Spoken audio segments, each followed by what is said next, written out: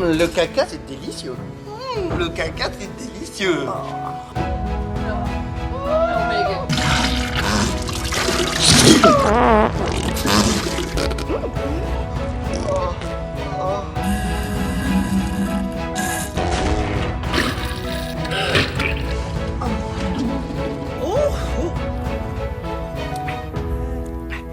It's a bit nutty. On va pas se mentir, le caca, c'est certes dégueulasse, mais c'est aussi plutôt rigolo. Dans cette vidéo, on va explorer comment les réalisateurs et les scénaristes ont utilisé et filmé la chiasse dans leurs films. Principalement comme élément comique, mais avec aussi une dose de suspense. C'est parti pour la chiasse au cinéma. Alors attention, on pourrait confondre les séquences de chiasse avec les séquences de toilettes, qui sont aussi très nombreuses. Là, on va se concentrer sur les séquences qui impliquent de la matière fécale abondante et pas nécessairement désirée. C'est une tendance moderne, on peut dater l'émergence d'un mouvement à partir de Dumb and Dumber en 1994. Scène qui va définir un standard et être repompée à multiples reprises par la suite. Un personnage verse du laxatif dans la boisson d'un autre, ce qui donne lieu à une énorme chiasse dans un lieu inapproprié. Cette séquence sera reprise de manière très similaire dans de multiples films, d'American Pie en passant par Van Wilder ou encore Max Tucker, histoire d'un serial fucker. Bon oui, vous l'aurez compris, on est majoritairement dans la comédie potache. Enfin, on parle de chiasse, donc même s'il y a aussi du caca dans les films de Spielberg, c'est vraiment un gros tas de merde. La majorité des séquences de chiasse sont à but humoristique. Il existe quelques contre-exemples, comme dans The Green Inferno, où des touristes sont enfermés dans une cage par une tribu d'indigènes, et évidemment, le premier caca au milieu de cette cage est un événement dramatique, pas vraiment drôle. Tout comme la séquence du suppositoire dans Trainspotting, qui est certes un peu plus humoristique, mais surtout là, pour dépeindre la déchéance de la vie de junkie. Ou encore la fameuse séquence de Doberman où Romain Duris se prend une balle dans le cul pendant qu'il chie. Pas si drôle non plus. Mais pour ce qui est des comédies, malgré le fait que le postulat de plusieurs de ces séquences soit similaire, leur traitement comique diverge. Dumb and Dumber joue au départ sur Harry qui se lâche aux toilettes et cette scène est mythique grâce notamment à l'interprétation de Jeff Daniels totalement en roue libre. Pour un acteur comique, ce type de séquence, c'est du pain béni. Surtout que les Farrelly lui laissent de l'amplitude dans ses mouvements, en alternant entre des plans larges de profil et des plans de face qui permettent vraiment de profiter de toutes ses mimiques. Les bruitages sont ostentatoires, mixant entre des bruits de paix bien venteux et des bruits de déversement de merde dans de l'eau. Ça force l'impression que Harry se vide complètement et permet, sans avoir vu une seule goutte de sel, d'imaginer ce qui débarque dans la cuvette. Ensuite, l'événement qui apporte de la comédie est le fait que, malheureusement, les toilettes sont hors service. Et il se retrouve donc avec un chiotte plein de merde, impossible à vider, chez une fille qu'il essaye de séduire. L'humour marche sur le principe du Schadenfreude, une forme de sadisme passif où le spectateur prend une joie malsaine devant le malheur d'autrui, théorisé par Nietzsche. C'est un exutoire d'une situation qu'on détesterait vivre et dont on peut pleinement rire car nous ne sommes que spectateurs. Il y a aussi un décalage comique entre une attente et un résultat, entre comment un rendez-vous galant est supposé se passer et comment il se passe dans le film. Ça marcherait avec plein d'autres gags que la chiasse, mais faut avouer que voir Harry porter les toilettes et les vider par la fenêtre est vraiment pathétique et hilarant. American Pie part vraiment du même principe. Stifler veut emmerder Paul Finch et au passage lui ruiner sa fausse réputation. Pour ça, il lui verse du laxatif dans son mochaccino. Finch a pour particularité de ne jamais faire caca au lycée, ce qui lui vaut le surnom de pause caca. Incapable de se retenir, il se précipite aux toilettes. Ne sachant pas où c'est, il tombe dans le piège tendu par Stifler et se retrouve dans les toilettes des filles. L'humour marche sur plusieurs principes. Le fait que Finch, très maniéré et propre sur lui, soit obligé de faire caca dans des toilettes publiques. Il est pressé mais tient quand même à rendre propres les toilettes. Un décalage donc entre la caractérisation du personnage et l'action qu'il doit entreprendre. Deuxième principe humoristique, des filles rentrent dans les toilettes, dont une qui souhaite aller au bal de promo avec Paul Finch. Finch doit donc se retenir d'exploser, ce qui va venir graduellement, d'abord par un petit P qui sème la confusion parmi les filles, Josie, c'est toi ça? Puis par l'explosion tant attendue.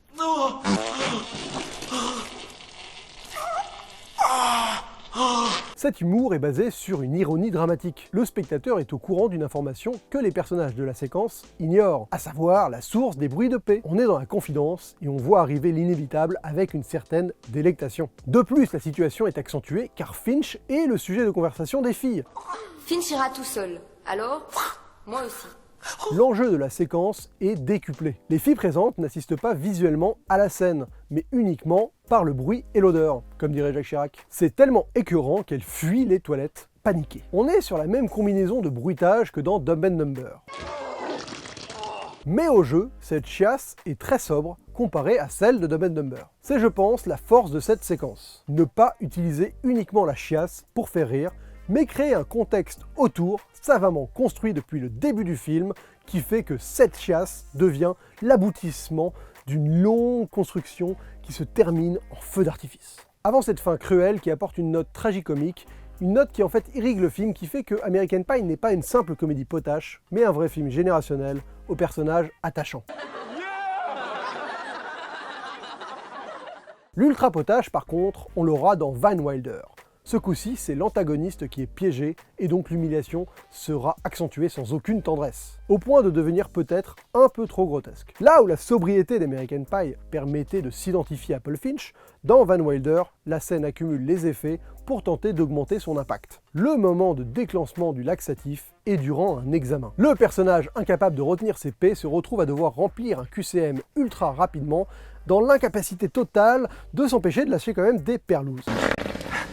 Se faisant évidemment remarquer avant de sortir en panique, chercher à tout prix des toilettes pour malheureusement se retrouver à rencontrer des personnes importantes pour son futur, devant qui il doit faire bonne figure, mais ne tenant pas, il craque et se vide dans une poubelle.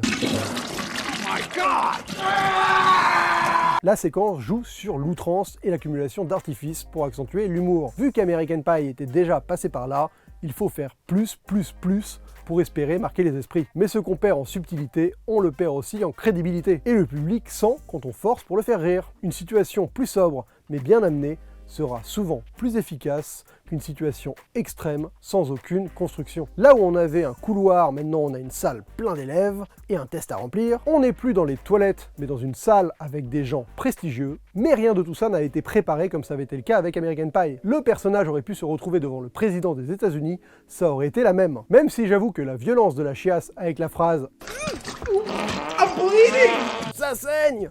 me fait toujours rire. On notera que dans les deux premiers cas, l'instant fatidique est filmé avec une relative ampleur, laissant au comédien une grosse liberté de mouvement pour exprimer sa comédie. Van Wilder, lui, est filmé d'abord de manière à accentuer le malaise de la situation en privilégiant des plans très proches du personnage. Et ces plans sont alternés avec des plans larges de son environnement qui réagit à ses pets. Ces plans très proches reviendront au moment fatidique avec quand même une différence, un rajout, des plans de personnages qui assistent directement à cette situation dégueulasse. Le comique corporel est moindre et celui de situation accentué. Dans toutes ces séquences, les réalisateurs n'ont pas eu besoin de nous montrer la matière fécale. Elle est sous-entendue par les bruitages et le jeu des comédiens qui nous permettent de faire jouer notre propre imagination ou nos souvenirs et nous imaginer nous-mêmes ce qui sort de l'orifice rectal des personnages. C'est d'ailleurs tout le principe de cette séquence de Daddy Daycare avec Eddie Murphy. Mais c'est pas le cas de Tucker Max, histoire d'un serial killer, un film qui est dispo sur Netflix. La séquence démarre encore une fois du même postulat, laxatif par vengeance. Encore plus gratuit que dans les films précédents,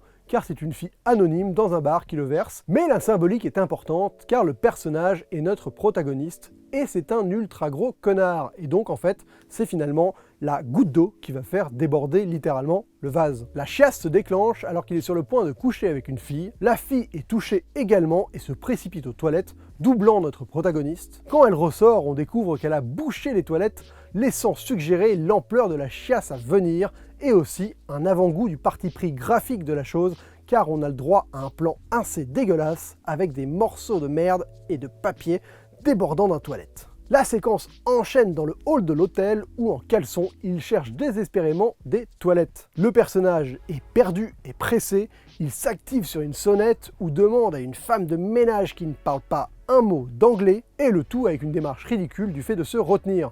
La pression monte, les toilettes sont presque accessibles, quand malheureusement...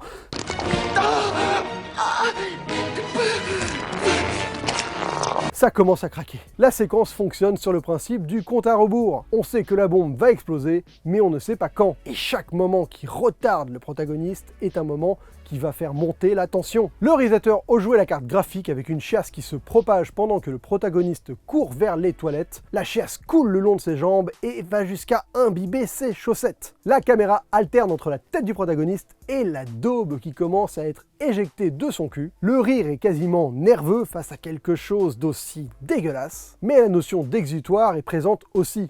On rigole comme on rigole de quelqu'un qui tombe, parce que c'est pas nous. La séquence va étirer ses effets avec un enchaînement de mésaventures. Le premier toilette est hors service, il arrive enfin à se libérer dans un toilette, mais il en a tellement à chier qu'il finit par le boucher, obligé de changer de toilette pour au final ne même pas avoir de papier toilette, et finir par se résoudre à utiliser son t-shirt. Il y a une volonté de réalisme, surtout en termes de bruitage, qui sont beaucoup moins cartoonesques que dans les exemples précédents.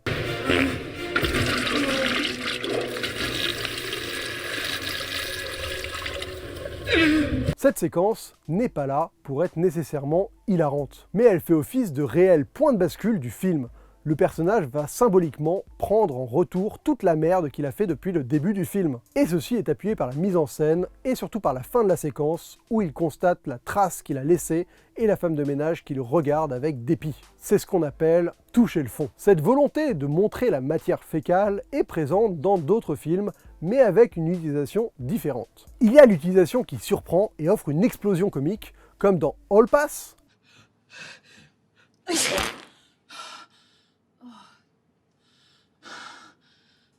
ou dans Pattaya,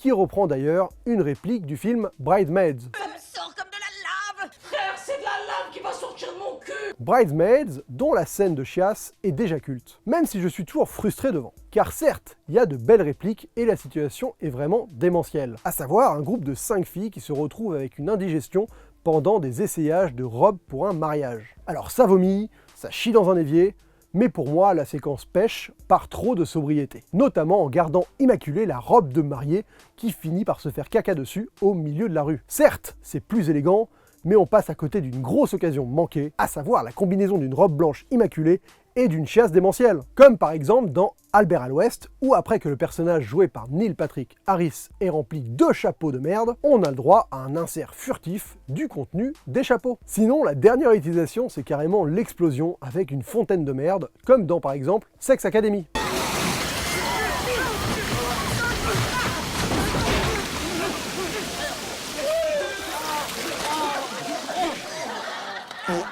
Ou encore dans ce segment entièrement tourné autour du trou de balle de Movie 43, où Anna Faris demande à son fiancé joué par Chris Pratt de lui chier dessus pendant l'amour.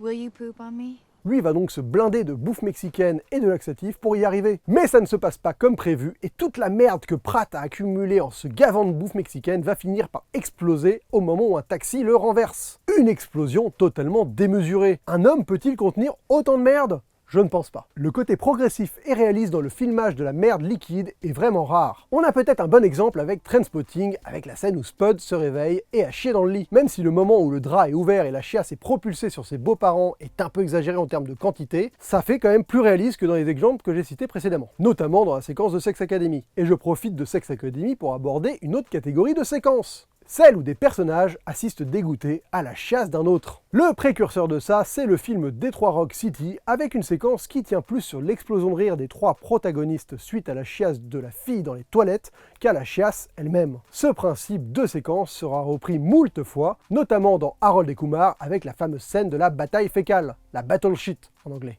You want to play battle shit? Harold et Kumar, piégés entre 2 Anglaises qui, au départ, les excitaient, vont vite déchanter quand elles commencent un duel de chiasse dont l'intensité des P foireux monte crescendo.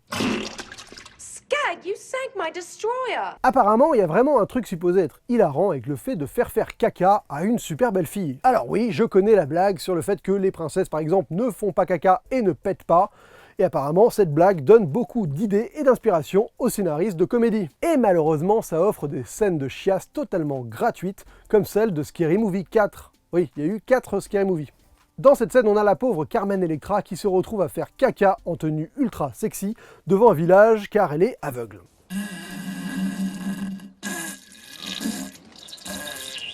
C'est un gag vraiment primaire qui joue juste sur la cocasserie de la situation, sans aucune préparation. Pourquoi y aurait-il des toilettes ici, dans cette église? Comment peut-elle confondre à ce point les toilettes de chez elle et cette église? La suspension d'incrédulité est mise à rude épreuve pour s'autoriser à rire franchement. En plus d'avoir un faux raccord indigne avec ses bras qui passent d'entre ses jambes à côté. Voilà, c'est magique, faux raccord. Mais ça m'a permis de la mettre en miniature et je sais que vous avez cliqué pour ça, bande de coquins. Après ce délire d'être dégoûté du fait que quelqu'un qui fait caca à côté de nous ne fonctionne pas uniquement en mettant des bombes atomiques. Une vieille obèse fonctionne aussi, comme dans Big Mama. Gag facile, mais toujours efficace. Il y a un rapport particulier entre obésité et chiasse d'ailleurs, comme avec le personnage de Gras Double dans Austin Power, dont Austin boit la chiasse en pensant que c'est du café. Principe humoristique du quiproquo avec une ironie dramatique. Un personnage qui mange par inadvertance de la merde, c'est encore une fois une Schadenfreude, un Stifler.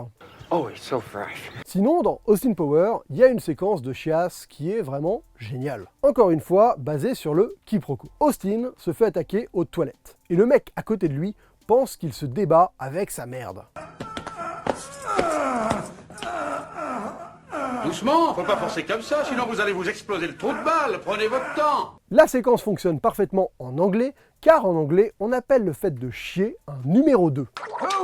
Does number 2 work for? That's right, buddy. You show that turd who's boss. Et c'est le nom du méchant que recherche Austin Power. Donc les dialogues comportent ce double sens toute la séquence. Et j'aime beaucoup aussi la phrase de fin de ce sketch. Mince, je parie qu'hier soir vous vous en êtes mis plein la gargoulette. La séquence de chiasse la plus originale, c'est probablement celle du toboggan aquatique dans The In-Betweeners. C'est une séquence vraiment inventive, complète et ultra référencée, mais de manière assez cocasse. Le personnage de Will se lance dans un toboggan, mais le personnage de Neil a la chiasse et se retrouve à faire tomber une merde dans ce toboggan. Commence donc une sorte de course-poursuite entre Will et le caca-boudin. Will arrive en bas avant la merde et est applaudi par la fille qui lui plaît, car au passage il a gagné la course contre un autre mec. Mais là, c'est le drame. La merde sort du toboggan et s'explose en plein dans la tronche de Will. La séquence bascule dans un hommage à Steven Spielberg avec la référence aux Dents de la Mer quand tout le monde fuit la piscine souillée, mais surtout dans la forme, une référence au soldat Ryan et son image saccadée qui retranscrit l'esprit choqué du protagoniste après avoir vu une merde lui exploser au visage. Le débarquement, se prendre une merde dans la gueule, même combat. Donc voilà, on va résumer les différents mécanismes liés à la chiasse au cinéma. L'intégralité de l'humour est donc du Schadenfreude, et donc petit 1, voir quelqu'un se retenir c'est drôle, mais c'est encore plus drôle quand c'est en public. Petit 2, voir quelqu'un chier c'est drôle, mais c'est encore plus drôle quand c'est devant des personnes dégoûtées. Petit 3, voir des gens dégoûtés de voir, d'entendre ou de sentir quelqu'un en train de chier, c'est drôle. Mais c'est encore plus drôle quand la personne qui chie est supposée être un fantasme. Petit 4, voir du caca, c'est drôle, mais c'est encore plus drôle quand ça surgit de manière surprenante et ultra abondante. Et petit 5, du caca sur quelqu'un, c'est drôle, mais c'est encore plus drôle quand c'est sur le visage. Et voilà, je crois que c'est la vidéo la plus merdique de YouTube.